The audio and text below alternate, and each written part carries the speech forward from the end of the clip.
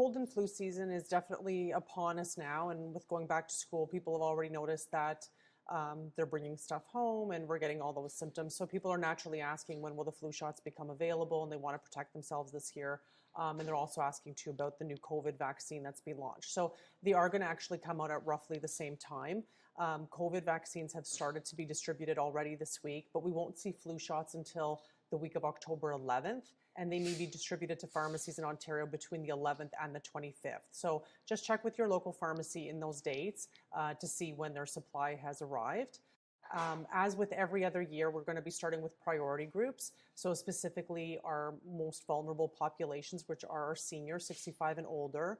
And if there are patients with certain critical medical conditions or who have a compromised immune system, if you're unsure about whether your medical condition may qualify you to come a little bit sooner, then obviously call your pharmacy, and we're going to make sure that we get our priority groups done. And then very quickly we will follow with the general population on October the 28th, okay? Which is still well in advance of when flu season is in full swing. So we do expect most people in Ontario who want their flu shots and their COVID shots, they will be able to get done in a good period of time. With respect to vaccination for both flu and COVID, there's also obviously people asking about children, right? So for flu shots, we're able to vaccinate children 2 and older in a pharmacy. However, 6 months and older does qualify to receive a flu shot. If you have really little ones, they should be going to the doctor's office for their vaccinations. But from 2 and older, we will do them. When it comes to COVID shots, we again are able to vaccinate 6 months and older. Pharmacies can vaccinate little ones for their COVID shots, even if they're 6 months old. However, not all pharmacies are doing young infants. So again, check with your pharmacy to make sure that they have a provider that is willing to do the shots for these littlest children. Now, in the last few years, the government and the Ministry of Health have provided high-dose vaccines to pharmacies to vaccinate our seniors. They seem to do better and have better protection with the high-dose flu vaccines. So they don't just have to go to their doctor's office to get that now. That's an option, but pharmacies will have that vaccine to give to seniors as well. And that's important for them to know, because it may make it easier for them to access that vaccination. And we should also mention that on occasion we do have patients that may be unable to leave their home and would like a flu shot.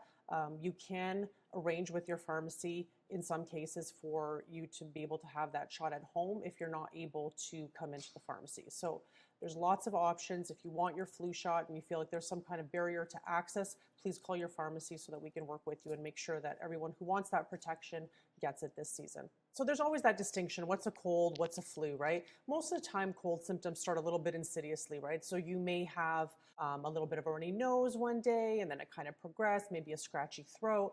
The flu usually hits people like a ton of bricks, and it hits them pretty fast. So you left your house in the morning and you felt fine, and by the time you get home that evening, you're already feeling like you're fevered or you're really, really unwell and exhausted. So the timeline does usually give us a bit of an indication.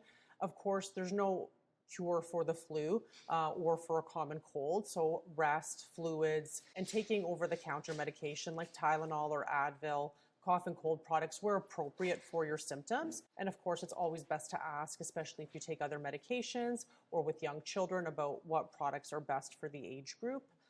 So that's really the best policy. And of course, staying home when you're really sick just to avoid spread.